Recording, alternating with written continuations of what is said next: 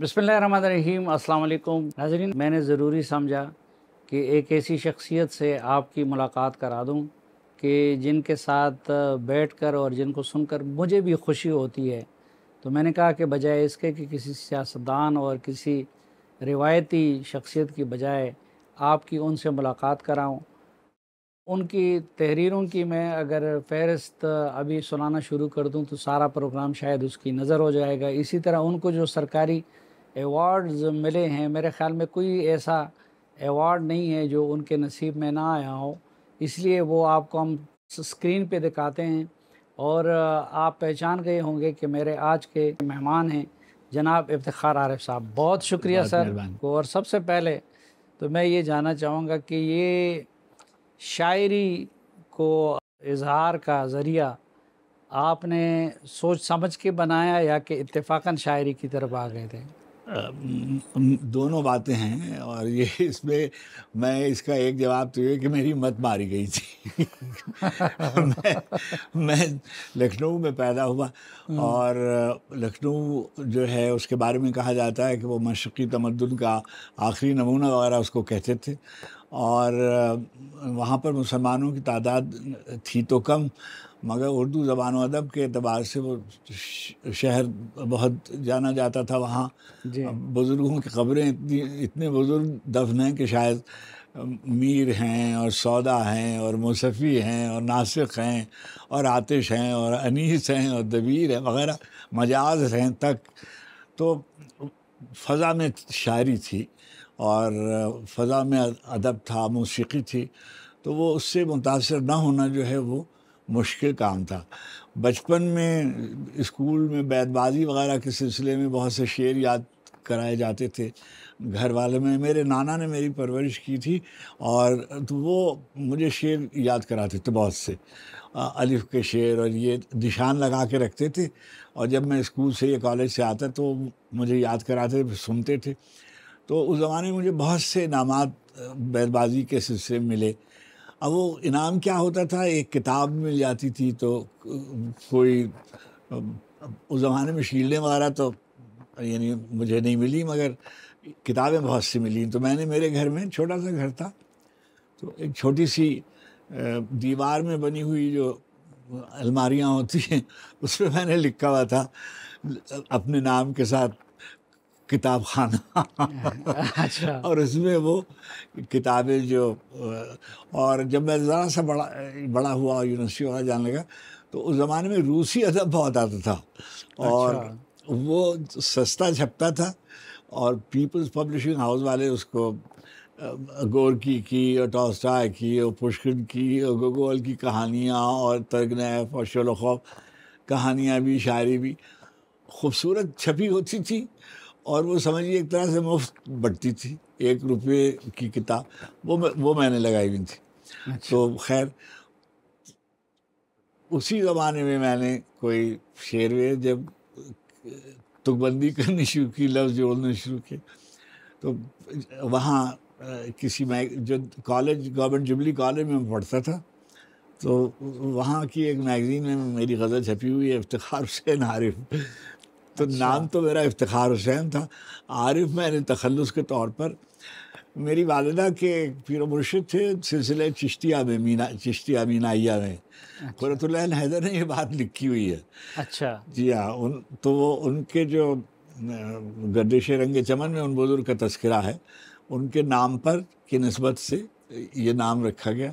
हमारे अच्छा। नसीर मियाँ जो गोल्ड शरीफ वाले हमारे दोस्त मरहूम, नहायत आला दर्जे के शायर भी थे और आलिम भी थे और फ़क़ीह भी थे। वो गए हमारे जब बुज़ुर्गों के पीर खाने, तो उस ज़माने में उन्होंने कहा इनसे कि ये जो इफ्तिखार है इसका नाम मेरे नाम पे अच्छा। रखा गया। फिर भाई साहब मैं जब यूनिवर्सिटी गया तो मैंने, जैसे होता है क्लास की लड़कियों के लिए और दोस्तों के लिए, उल्टे सीधे शेर लिखना, किसी उस्ताद से नाराज़ हो जाए तो उसके बाद तो छोटे छोटे शेर वेर मैंने कहने शुरू किए। फिर संजीदगी से जब मैं पाकिस्तान आया, तो मैं मास्टर्स वगैरह करके आया था, तो कराची आया। अब वहाँ मेरी मुलाकात ऐसे घरों में हो गई ہمارے خالو رہتے تھے ایک کوارٹر میں، وہ کہلاتا تھا جہانگیر روڈ کے کوارٹر سے ریڈیو کے، تو شکیل احمد صاحب وہاں رہتے تھے، اور ان کے گھر کے برابر ایک گھر چھوڑ کر سلیم احمد صاحب مرحوم رہتے تھے، اطہر نفیس اور امید فاضلی اور احمد ہمدانی اور عبید اللہ علیم اور یہ سب. چنانچہ وہاں سے وہ محفلیں جو تھیں اس میں ذرا میرا رجحان ہوا، پھر میں نے غزل کہنی شروع کی. دوستوں میں سنا لیتے تھے، نصیر ترابی، میں، علیم، خواجہ رضی حیدر، یہ یونس شرح ایک لڑکا وہ انتقال ہو گیا، قاسم پیر زادہ. یہ ہم لوگ ایک چھوٹا سا کیفے تھا وہاں، اس کا نام تھا کیفے الحسن. گھر سے بھاگے ہوئے نوجوان لڑکے لڑکیاں وہاں دیکھے جاتے، اور وہ ہمارے دوستوں میں جن کو سگریٹ وغیرہ پینے کا شوق تھا وہ وہاں آ کر، گھر میں تو پی نہیں سکتے تھے، وہاں آ کر. تو اس میں شعر کا، اب جب ہم ریڈیو ٹی وی میں آئے تو وہاں بہت شاعر تھے. عزیز حمید بندی ہمارے باس تھے، قمر جمیل صاحب تھے، رضی اختر شوق صاحب تھے، احمد ہمدانی تھے، اور ظاہر ہے کہ وہاں آمد و رفت شعراء کی اور ادیبوں کی بہت رہتی تھی. اب ہم نے جناب شعر محفلوں میں کہیں کہیں پڑھنا شروع کیا. ٹی وی شروع ہو گیا. جب ٹی وی میں ہوا تو کسوٹی کے زمانے میں ہماری تھوڑی بہت پہچان کچھ ہو گئی. قریش پور، عبید اللہ بیگ، یہ دونوں آدمی ہم سے کہیں زیادہ پڑھے لکھے تھے، مگر کیونکہ میں بھی ان کے ساتھ لگا ہوا تھا تو جب نام آتا تو میرا بھی ذکر ہو جاتا. جب میں ٹی وی پہ اسکرپٹ ایڈیٹر ہوا تو اختر وقار عظیم جو بعد میں ٹی وی کے ایم ڈی ہوئے، یہ اس کا ایک مشاعرہ کر رہا تھا، یہ ریکارڈ باہر سے تھیٹریکل ہال سے. تو انہوں نے مجھے کہا کہ بھائی چلیے آپ بھی، وہ ہمارے استاد وقار عظیم صاحب کے صاحبزادے. اب ہم چلے گئے. حمایت علی شاعر اس کی کر رہے تھے میزبانی. تو حمایت بھائی نے کہا کہ افتخار آپ شعر کیوں نہیں سناتے ہیں محفل میں؟ میں نے کہا مجھ سے کسی نے کبھی کہا ہی نہیں. تو کہنے لگے چلو آج شعر سناؤ تم. تو میں نے کہا مگر یہ تو 23 مارچ کا مشاعرہ ہے، تو اس میں تو میں نے تو کوئی غزل نظم نہیں کہی ہوئی. تو انہوں نے کہا ابھی تو گھنٹہ ہے، کہہ لو. تو میں ایک غزل کہہ رہا تھا، اس میں دو تین شعر بڑھا لیے، اور بڑھ کے جا کے وہاں میں نے پڑھ دی. اچھا جناب، وہ جو غزل تھی وہ بہت لوگوں نے شاید، میرے خدا مجھے اتنا تو معتبر کر دے، میں جس مکان میں رہتا ہوں اس کو گھر کر دے. میری زمین میرا آخری حوالہ ہے، سو میں رہوں نہ رہوں اس کو بار بار کر دے. میں اپنے خواب سے کٹ کر جیوں تو میرا خدا اجاڑ دے، میری مٹی کو دربدر کر دے. اچھا جناب، یہ جب شہرت ہو گئی اس کی، اس کے کچھ دنوں کے بعد ایک دن لاہور سے ٹیلی فون آیا کہ میڈم آپ سے بات کریں گی. تو میری بلا جانے، میں نے کہا لاہور میں تو میں کسی کو نہیں جانتا ہوں. تو انہوں نے کہا کہ وہ اچھا. میں نے ان سے کہا، اس زمانے میں میرے پاس فون براہ راست نہیں ہوتا تھا، انٹرکام دوسرے ٹیلی فون سے آتا تھا فون. جی جی. میں نے اٹھایا تو میڈم نور جہاں تھی. اچھا. اور کہنے لگیں کہ افتخار علی صاحب، ہم نے آپ کی غزل آج گائی ہے، اچھا، تو ذرا سنیے گا اور ہمیں بتائیے گا کہ. ماشاء اللہ. اب وہ غزل تھی، دیار نور میں تیرا شبوں کا ساتھی ہو، کوئی تو ہو جو میری وحشتوں کا ساتھی ہو. اس کے بعد یہ جو خواجہ نجم الحسن ہے، ان نے ایک غزل اور گوائی، ہونے کو تو کیا ہوا نہیں ہے. ہم نے تو روشنانہ بیگم صاحبہ نے غزل گائی تھی. پھر ایک نوجوان آیا جو بیل باٹم پہن کے اور یعنی ناچ کے غزل گاتا تھا، شہیکی، محمد علی شہیکی. اس نے غزل گائی، تم سے بچھڑ کر زندہ ہے جان بہت شرمندہ ہے. اچھا جناب، اب مجھے بہت، جیسے جو ہے وہ مجھ سے یہ کہہ رہا ہے کہ تمہاری غزل ہم نے رات کو سنی یا کیا. اب ہمیں تو یہ کہ بھائی یہ تو مزے آ رہے ہیں، بالکل لاٹری نکل آئی ہے. ہاں، نور جہاں بھی گا رہی ہے اور جی ہاں، شیخی بھی گا رہے ہیں. یہ قسمت کہیے کہ شروع میں یہ ہو گیا. نتیجہ یہ ہوا کہ اب مجھے بحیثیت شاعر کے، جیسے کہ یہ جو ٹی وی والا لڑکا ہے یہ شعر بھی کہتا ہے یہ جو ہے یہ شعر بھی کہتا ہے. اور ایک آدھ مشاعرے میں نے ابھی پڑھے تھے کہ فیض صاحب کیفے کے دنوں کی شاعری اور اس دور کی شاعری میں کیا فرق ہے؟ وہ میں سنا سکتا ہوں لیکن وہ بہت ہی خراب ہے. دیکھیے ہر نوجوان جب شعر کہنا شروع کرتا ہے تو کسی نہ کسی وقتی رومانوی فضا میں شعر کہتا ہے جی اور اپنے دل کی تکرار پہ. اچھا اب آپ جب اس کو انگریزی کا لفظ مستعار لے رہے ہیں شرمندگی سے آپ کے سامنے اوور گرو کرتے آؤٹ گرو کرتے ہیں اس کو, تو خیال آتا ہے یہ کیا میں نے. اب جیسے دیار نور میں تیرا شبوں کا ساتھی ہو, کوئی تو ہو جو میری وحشتوں کا ساتھی ہو, میں اس سے جھوٹ بھی بولوں تو مجھ سے سچ بولے, میرے مزاج کے سب موسموں کا ساتھی ہو. تو جب یہ غزل ہوئی تو ہمارے دوستوں میں کسی نے ہم پہ فقرہ لگایا کہ یہ تو ضرورت رشتہ کا اشتہار معلوم ہوتا. اچھا اب کیا ہے کہ مگر آپ یقین کیجئے گا کہ بالکل کچے پکے زمانے کی غزل ہے مگر سچی غزل ہے. میں اسی طرح کا آدمی چاہتا تھا یا تو پھر کچھ وہ جو بھی بندہ اس کو سنتا ہے یا پڑھتا ہے تو وہ کہتا ہے کہ شاید یہ تو میری خواہشات ہے اور آرزو بھی یہی ہے. جی ہاں. اچھا ہر نوجوان جو ہے وہ کہیں نہ کہیں کوئی نہ کوئی آدمی جو ہے اس کو زندگی میں اچھا لگتا ہے اور وہ کوئی, اور جب یہ ہونے لگا تو اب مجھ کو فیض صاحب اس زمانے میں کراچی میں رہتے اور میری ان سے شناسائی آشنائی نیازمندی پرانی تھی. 1965 میں جب میں آیا تھا تب میں ان سے ملا تھا. وہ عبداللہ ہارون کالج کے پرنسپل ہوتے تھے, تو ملازمت کے سلسلے میں انہوں نے مجھے ایک مشاعرے کے لیے ریکمینڈ کر دیا فیصل آباد. اچھا. اس مشاعرے میں کراچی سے فیض صاحب خود تشریف لے گئے ہوئے تھے اور صیبہ اختر, اطہر نفیس, سلیم احمد, پروین شاکر, میں, ہم لوگ گئے اور افضل احسن رندھاوا مرحوم اور ریاض مجید اس زمانے میں, یعنی ان کی جوانی کا زمانہ تھا اور شہرت کا زمانہ تھا, تو پہلا سب سے مشاعرہ میں نے فیصل آباد میں پڑھا. اور تھوڑے سے پیسے ملتے تھے اس وقت تو مگر نظر میں جیسے کہتے ہیں نا کہ آنے لگے کہ بھائی یہ لڑکا جو یہ شعر کہہ رہا ہے. اور اچھا تھوڑے سے پیسوں سے مجھے یاد آیا, ہماری نئی نسل کی موٹیویشن کے لیے میں کہہ رہا ہوں کہ آپ نے بڑی پرمشقت زندگی گزاری اور بڑے عام پس منظر سے آپ آئے اور اللہ نے آپ کو یہ مقام عطا کیا. جی میں بالکل آپ سے یہ میں محاورے کے طور پہ نہیں کہہ رہا ہوں.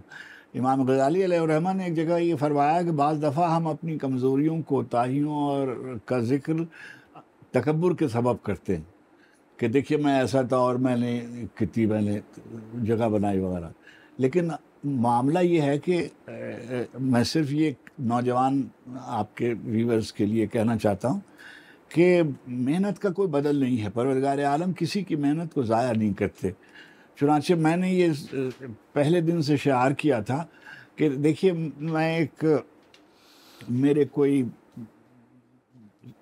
ایک سیدھا ٹی وی میں ملازم ہوا, اشتہار کے نتیجے میں نے اپلائی کیا. بہت ہی غربت سے میں نے زندگی شروع کی. بار بار میں یہ کہتا ہوں کہ میرے گھر میں بجلی نہیں تھی اور میں اندھیرے میں لالٹین کی روشنی میں پڑھتا تھا. لالٹین کا جو تیل ہوتا تھا وہ کوئی 11 بجے 10:30 بجے 11 بجے مغرب کے وقت کھانا کھا لیا جاتا تھا.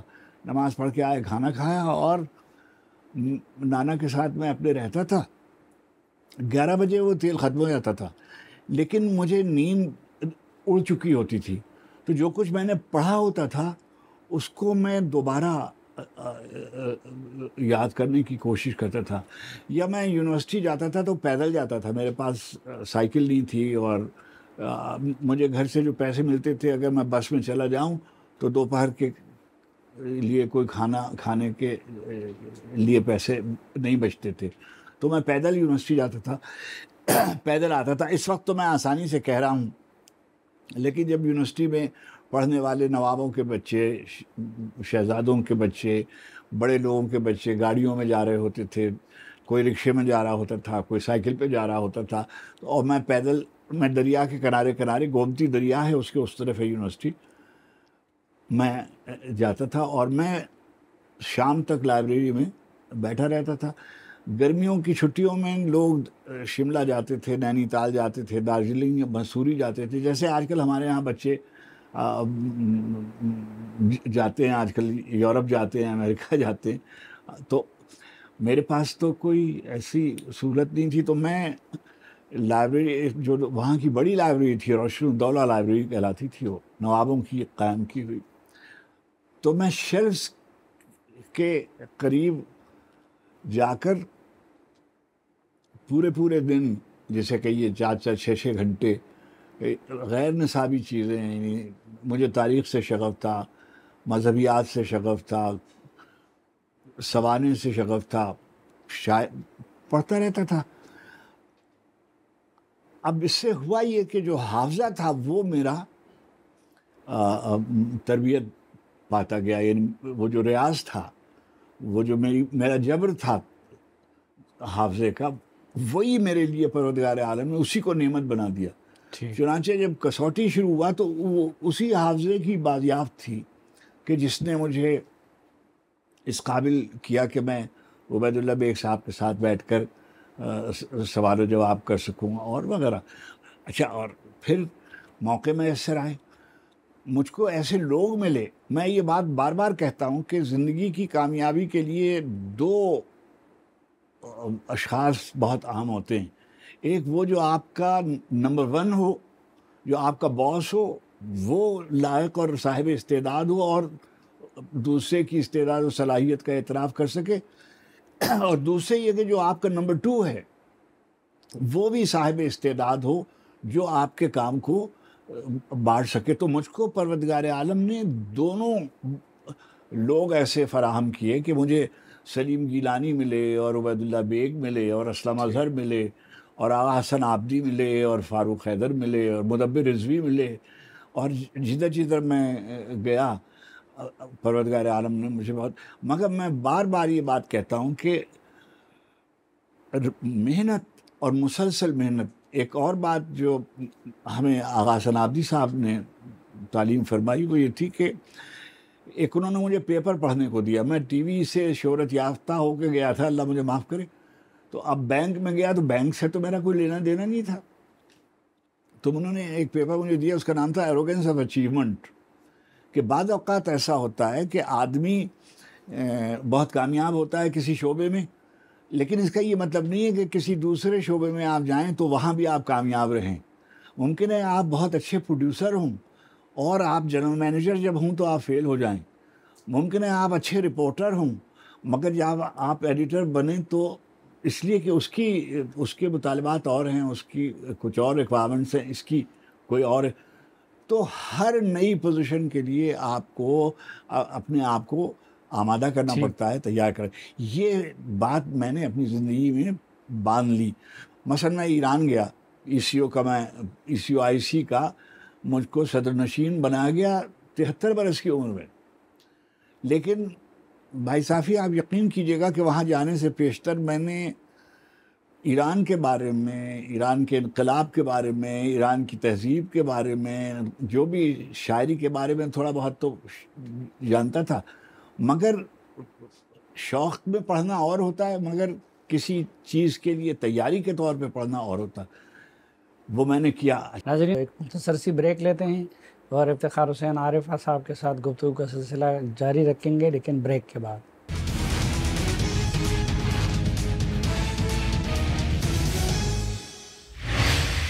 ایک بار پھر خوش آمدید آپ کو جرگے میں۔ آج کے جرگے میں ہمارے ساتھ ہیں جناب افتخار عارف صاحب۔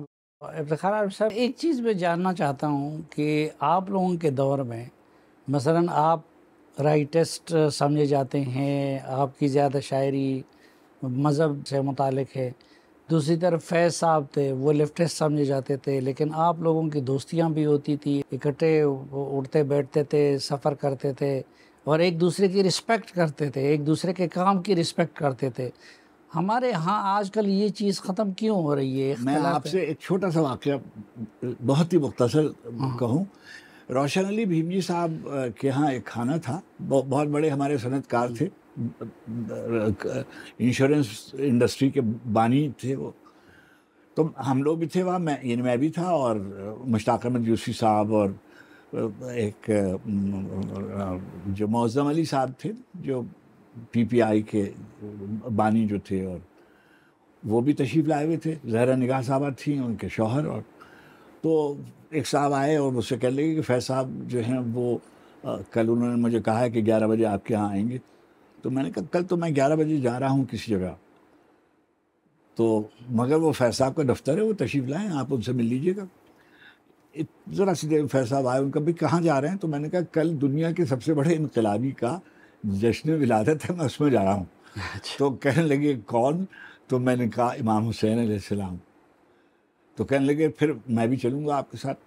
میں نے کہا بہتر. صبح کو وہ میرے ساتھ جناب جشن میں گئے تو وہاں پر بہت بڑے بڑے لوگ آئے ہوئے تھے. آیت اللہ محسن حکیم کے صاحبزادے مہدی حکیم صاحب وہ تشریف لائے ہوئے تھے، وہ صدارت کر رہے تھے.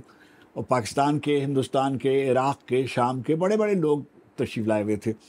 فیض صاحب جیسے داخل ہوئے تو جو ہندوستانی پاکستانی تھے وہ سب بھاگ کر فیض صاحب سے کوئی ہاتھ چوم رہا ہے، کوئی ان کے قدموں کو ہاتھ لگا رہا ہے، اور فیض صاحب اسے ادائے بے نیازی تھے. تو آیت اللہ مہدی حکیم نے ڈاکٹر ظفر حسین زیدی سے کہا کہ فارسی میں کہ یہ کون آدمی ہے؟ تو میں نے اس کو سن لیا. تو میں نے ان کی طرف مخاطب ہو کے کہا کہ آیت اللہ العظمیٰ در شعر اردو. فیصل نے کیا فضول بات. میں نے کہا سر یہی زبان میں وہ سمجھتے ہیں. تو وہ میں نے بتا دیا کہ بھائی اس وقت ہمارا سب سے بڑا آدمی جو ہے وہ یہ. چنانچہ وہ مرثیہ انہوں نے لکھا ہے، انہوں نے نعت لکھی ہے. اچھا جیسے آپ نے فرمایا کہ کبھی دیکھیے، جیسے آپ نے نشاندہی، میری کتاب جو ہے وہ 2 آدمیوں کے نام منسوب، فیض صاحب کے نام بھی منسوب ہے، ایک کتاب سلیم احمد صاحب کے نام منسوب ہے. دونوں میں پولیرٹیز ہے، قطبین کا فرق ہے. لیکن اس سے کیا ہوتا ہے؟ اب میں آپ سے عرض کرتا ہوں، مولانا مودودی علیہ الرحمہ بیمار ہوئے، وہ بفلو میں رہتے تھے. اب تو میری ان سے دوستی ہے احمد فاروق سے، مگر اس وقت میں ان سے نہیں آشنا تھا، مجھ کو اندازہ نہیں تھا. میں نے کہا میں جاؤں ان کو دیکھ کے آؤں. اچھا میں نے انہیں فون کیا تو کسی خاتون نے اٹھایا اور کہا کہ وہ تو اچھا مجھے یہ بھی نہیں اندازہ تھا کہ اس وقت وہاں کیا وقت ہوگا. میں نے تو اپنے لندن کے وقت سے فون کیا. تو میں نے ان سے کہا کہ میرا نام افتخار عارف ہے اور میں یہاں ہوں اور میں مولانا سے بات کرنا چاہتا ہوں. تھوڑی دیر میں، ابھی میں نے فون رکھا تھا، ذرا سی دیر میں احمد فاروق کا فون آیا. افتخار صاحب ہم آپ کو جانتے ہیں. میں نے کہا کہ میں مولانا کی خدمت میں حاضر ہونا چاہتا ہوں. تو انہیں تعجب ہوا ہوگا کہ میں کدھر رہتا ہوں، وہ کہاں. اب جناب میں وہاں چلا گیا، امریکہ، بفلو چلا گیا. اور انہوں نے کہا کہ مولانا کہتے ہیں کہ ہمارے یہاں قیام کریں. سویرے جا کے بعد شام کو واپس آ جانا تھا. تو میں نے گیا. مولانا علیل تھے اور صاحب فراش تھے، کرسی پر تشریف فرما تھے. میں جا کر کچھ باتیں ہوئیں جو میں نے صلاح الدین بھائی کو لکھی تو انہوں نے تکبیر میں چھاپ دی تھی. تو وہ ایک بات جو اس وقت برسبیل تذکرہ کر رہا ہوں کہ انہوں نے کہا کہ افتخار صاحب آپ نے زحمت کی اتنی دور سے یہاں آنے کی کہ کوئی خاص؟ میں نے کہا صرف آپ کی زیارت مقصود تھی. میں نے اپنے زمانے کے سب بڑے پاکستانیوں کو دیکھا ہوا ہے. میں سلیم الزماں صدیقی کو اور اشتیاق حسین قریشی کو اور علامہ رشید ترابی کو اور احتشام الحق تھانوی کو اور مولانا ایوب کو، مولانا حسن مسلح ندوی کو، اختر حمید خان صاحب کو اور سبت حسن صاحب کو اور فیض. آپ کو میں نے دیکھا نہیں تھا. تو میں آپ کی قدم بوسی کے لیے حاضر ہوا. انہیں بڑی حیرت ہوئی اور لمبی باتیں، مگر ایک بات انہوں نے مجھ سے کہا کہ میں نے بیمار تھے تو میں نے ان سے کہا کہ کوئی بات ایسی فضول سے کی. تو انہوں نے کہا کہ میں نے زندگی کے بارے میں کبھی دعا نہیں کی، مگر میں اتنی مہلت چاہتا ہوں کہ یہ میں نے سیرت کی جو دوسری جلد ہے یہ مکمل ہو گئی ہے، اب بس اس کو میں سمیٹ رہا ہوں. اتنا مجھے موقع مل جائے کہ میں اس کو مکمل کر لوں. تو میری گزارش یہ ہے کہ بہت ہم بہت خوش نصیب لوگ ہیں کہ ہمارے ہاں ابھی بھی یہ ہے کہ علماء سے تعلق اور بائیں بازو اور دائیں بازو کے سیاسی نظریات رکھنا. خیر صاحب، یہ ایک آج کل کا جو دور ہے، کہتے ہیں کہ یہ الیکٹرانک میڈیا اور بالخصوص سوشل میڈیا کا دور ہے، اس نے ہمارے ادب پہ اور شاعری پہ کیا اثر ڈالا ہے؟ اس میں اس کے مشین بذات ہی تو کوئی شاید بری چیز نہیں ہوتی ہے. زندگی میں تبدیلیاں آتی رہتی ہیں، اور پہلے دیواروں پہ تصویریں بنائی جاتی تھیں، پتھروں پہ لکھا جاتا تھا، کاغذوں پہ لکھا جاتا تھا، درختوں کی چھالوں پہ لکھا جاتا تھا، مگر اب صورت احوال کاغذ ہوئی، کاغذ سے مشین ہوئی. اب اس کے نقصانات بھی ہیں اور اس کے فائدے بھی ہیں. ایک تو بات یہ میں محسوس کرتا ہوں، ممکن ہے کہ میں پرانے وضع کا آدمی ہوں، کہ حافظے کی موت واقع ہو گئی. حافظے کی موت ایسے واقع ہو گئی کہ مثلا مجھ کو کسی بات کے جاننے کے لیے، میں ابھی ایک تجربہ ہوا میرا کہ میں دیکھنا چاہ رہا تھا کہ کتنے برس کون رہا. مثلا فرض کیجیے بنو امیہ کتنے برس رہے، کتنے بنو عباس کتنے زمانے میں رہے، وغیرہ وغیرہ. تو اب کیا ہے کہ اس کے لیے فرض کیجیے 5-10 کتابیں آپ کو دیکھنی پڑتی. اب آپ موبائل پر کرتے ہیں اور ایک لمحے میں آپ کو تمام تفصیل اس کی مل جاتی، انفارمیشن آپ کو میسر آ جاتی. یہ آسانیاں پیدا ہو گئی. اچھا، کتابیں ہیں وہ اس پہ فراہم، میں تو نہیں پڑھ سکتا ہوں، میں تو جب تک کتاب لے کر نہ بیٹھوں چین نہیں مجھے پڑھتا، اور یعنی ہر زمانے میں بیمار ہوں یا نہ ہوں اس سے احتیاط ہوں. کتاب کے بغیر جو لوگ کتاب پڑھتے ہیں سب یہی کرتے ہیں، ہاتھ میں لے کر کتاب پڑھنے کے ذوق. لیکن اس میں بہت سی چیزیں ہیں، جیسے میں نے کہا حافظے کی موت ہو گئی، جیسے فرض کیجئے کیمرہ ختم ہو گیا، جیسے فلم، میوزک، فلم، ڈائریاں، کیلنڈر، گھڑیاں، ان سب کی ضرورتیں اب ختم منہا ہوتی جا رہی ہیں ایک موبائل کی وجہ سے. یہ وہ یوسیجز ہیں جو میں جانتا ہوں، اس کے اور بھی ہوں گے جو میں نہیں جانتا. فوائد تو اس کے ہیں ہی، مگر میں دیکھ رہا ہوں کہ ایک فینومینن ہے جو میں آپ کی خدمت میں پیش کرنا چاہتا ہوں، کہ لحاظ نہیں رہا. جس کے منہ میں جو آتا ہے بلا خوف تردید وہ اس کو نقل کر دیتا ہے، اور ایک ذرا سی دیر میں آپ اس کو کسی بٹن کو دباتے ہیں اور وہ آپ کے 10,000 25,000 1,00,000 لوگوں تک وہ بات پہنچ جاتی ہے. اچھا، خیر کی بات ہو تو ٹھیک ہے، مگر اگر خیر کی باتیں نہ ہوں اور دوسری طرف کی صورت ہو تو اس کے وہ منفی نقصانات بھی ہیں. تو یہ اس کے نقصانات بھی ہیں. مجھ کو جو پریشانی ہے، آپ مجھ سے زیادہ بہتر سیاسی حالات سے واقف ہیں، آپ ماشاءاللہ اس کو برتتے رہتے ہیں اور اس پہ نظر ہے آپ کی. اب جو موجودہ صورتحال ہے مثلا ہمارے خطے کی، عالم اسلام کی کہہ لیجئے، دنیا بھر کی کہہ لیجئے، اب اسی میں کتنی صورتیں ہیں جو ہمارے مسلمات کے خلاف بیٹھا ہوا کوئی آدمی بات کر رہا ہوتا ہے، کوئی آدمی تحریک پاکستان کے خلاف بات کر رہا ہوتا ہے، کوئی آدمی قائد اعظم کے خلاف بات کر رہا ہوتا ہے، کوئی آدمی علامہ محمد اقبال کے خلاف لب کشائی کر رہا ہوتا ہے، کوئی آدمی اسلام کی برگزیدہ شخصیتوں کے بارے میں لب کشائی کر رہا ہوتا ہے.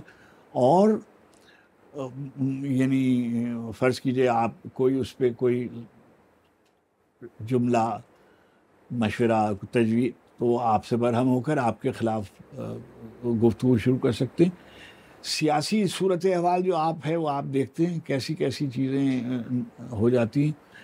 ابھی مگر اس کے کچھ پازیٹیو پہلو بھی ہیں. ابھی دیکھیے جو 4 دن کی جنگ کا جو معاملہ تھا، اور ہمارا تجربہ کچھ بہت اچھا میڈیا کا نہیں رہا، لیکن ہندوستان کے میڈیا کے کوئی مقابلہ نہیں ہے، مگر ہمارے میڈیا نے جس ذمہ داری کا ثبوت دیا ہے ان 4 دنوں میں، اور ہمارے بارے میں کوئی گرفت نہیں کر سکتا کہ ہم نے کوئی غیر ضروری، غیر ذمہ دارانہ، انتہا پسندانہ کوئی رویہ اختیار کیا ہو کسی بھی ہمارے، یعنی تمام یہ بلا تفریق سارے چینلز نے، یعنی کسی کوئی ایک نہیں، سب نے۔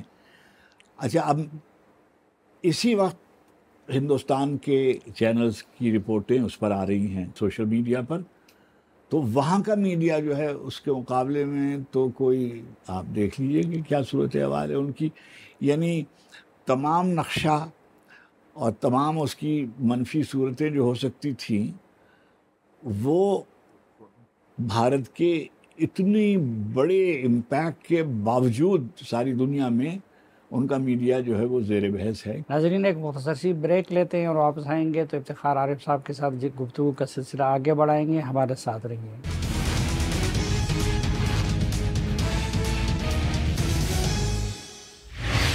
ایک بار پھر خوش آمدید آپ کو جرگے میں۔ آج کے جرگے میں ہمارے ساتھ ہے جناب افتخار حسین عارف صاحب۔ افتخار عارف صاحب، اردو ادب کے مستقبل کے بارے میں آپ پر امید ہیں یا کہ نہیں؟ دیکھیے، یہ ہر 25-30 سال کے بعد ایک سوال اٹھایا جاتا ہے ادب کی موت وغیرہ، اور یعنی دیکھیے جب تک وہ، دیکھیے ہم جو اردو جب 1947 میں پاکستان کے قیام کے بعد، ظاہر ہے کہ یہ جو ہمارے علاقے ہیں ان میں اپنی اپنی پرانی زبانیں تھیں اور ان سب کی تاریخ ہم اردو کی تاریخ سے بہت پیشتر کی ہے، مگر کسی ایک زبان کو لنگوا فرانکا ہونا تھا، رابطے کی زبان ہونی تھی، اور وہ اردو تھی۔ اب اس سلسلے میں تو دو رائے نہیں ہیں کہ ہمارے ہاں اب یہ بات مان لینی چاہیے، کیونکہ جو مغربی تہذیب اس زمانے کی غالب تہذیب ہے، اور علم جو ہے وہ انگریزی زبان میں یا انگریزی زبان بولنے والے خطوں میں یا یورپی زبانوں میں خلق ہو رہا ہے، تو اس کے وہی ہم لیتے ہیں۔ تو انگریزی پر دسترس ضرور حاصل کرنی چاہیے، مگر اپنی قومی زبان کی قیمت پر نہیں۔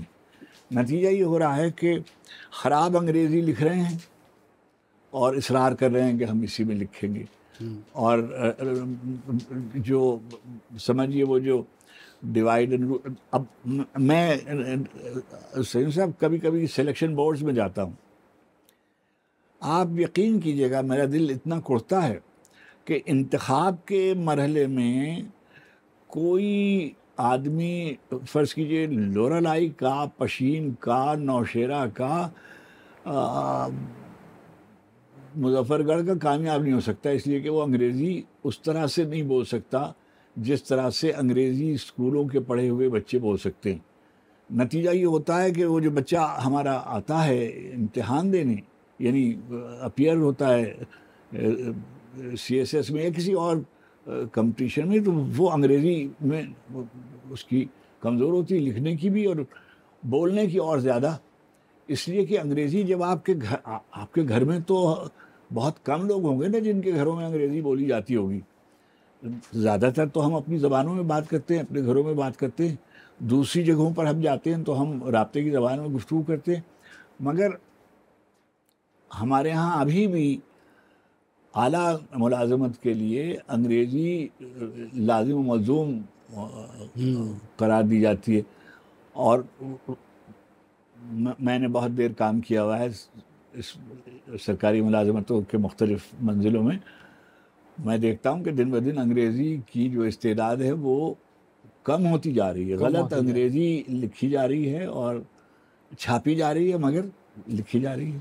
نوجوان جو شعراء ہیں اس میں آپ کو کوئی ایسا سپارک یا صلاحیت نظر آتی ہے کہ جو آگے جا کے؟ جی میں گزارش کروں کہ بہت اچھے لڑکے لکھ رہے ہیں۔ میں آپ کو بتاؤں کہ ہم لوگ، یعنی میں جب جوان تھا اس وقت میں یہ کہا کرتا تھا کہ جو 70 کی دہائی والے شاعر ہیں یہ بہت اچھے شاعر ہیں۔ اب یہ 70 کی دہائی والے شاعر کون ہیں؟ مثلا جیسے عدیم ہاشمی اور خالد احمد اور امجد اسلام امجد اور نصیر ترابی اور پروین شاکر اور شاہدہ حسن اور ثابت ظفر، سلیم کوثر، جلیل علی، احسان اکبر، حسن عباس، ہم سب 70 کی دہائی کے لوگ ہیں، اور ہم نے ٹھیک ٹھاک شعر لکھے اب مجموعی طور پہ. مگر اب جو نوجوان ہیں بڑے شہروں کے مقابلے میں مضافات میں بہت اچھا شعر کہا جا رہا. اب یہ دیکھیے کہ اس وقت جیسے عباس تابش ہے، جیسے عباس تابش ہے، ادھر قمر رضا شہزاد ایک لڑکا ہے، احمد حسین مجاہد ہے یہاں، اور یہاں طارق نعیم ہے، اختر عثمان ہے، ابھی اس کا انتقال ہو گیا، اجمل سراج ہے.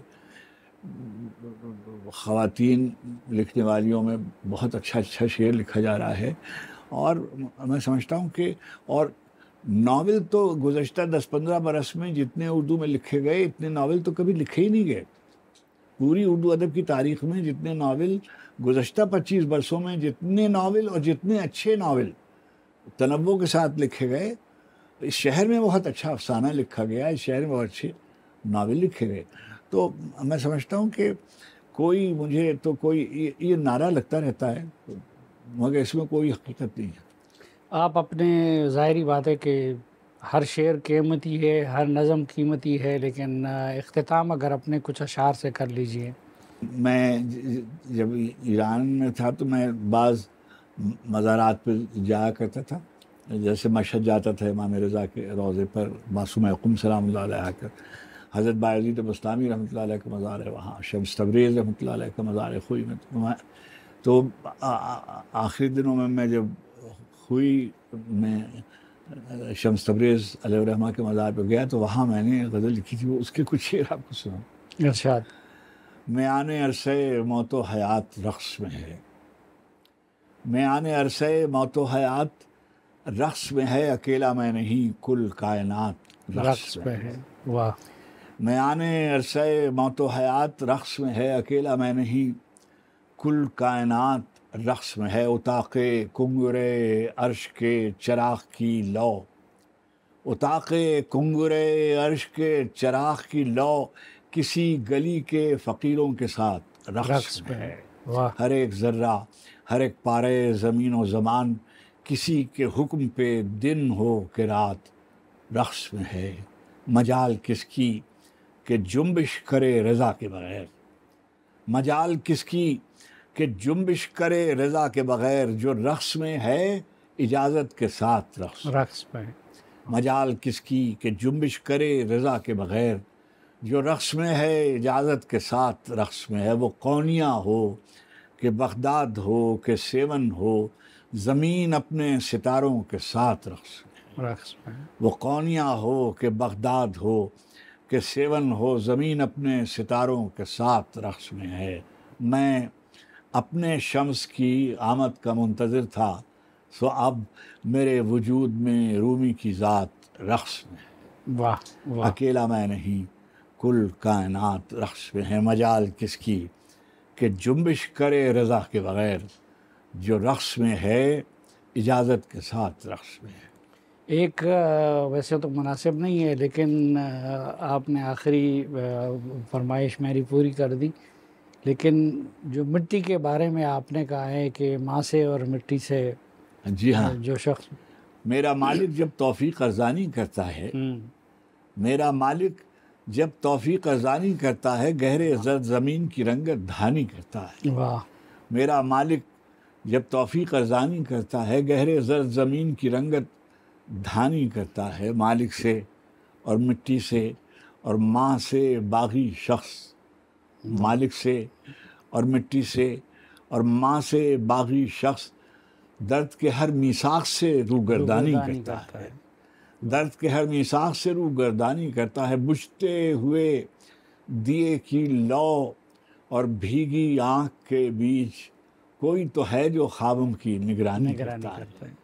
بجھتے ہوئے دیے کی لو اور بھیگی آنکھ کے بیچ کوئی تو ہے جو خوابوں کی نگرانی کرتا ہے. دل پاگل ہے روز نئی نادانی کرتا ہے، آگ میں آگ ملاتا ہے پھر پانی کرتا ہے.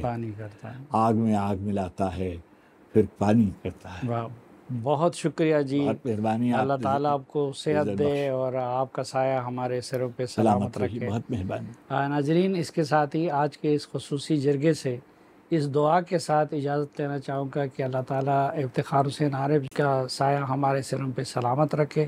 آج کے جرگے سے اجازت دیجیے، اللہ حافظ۔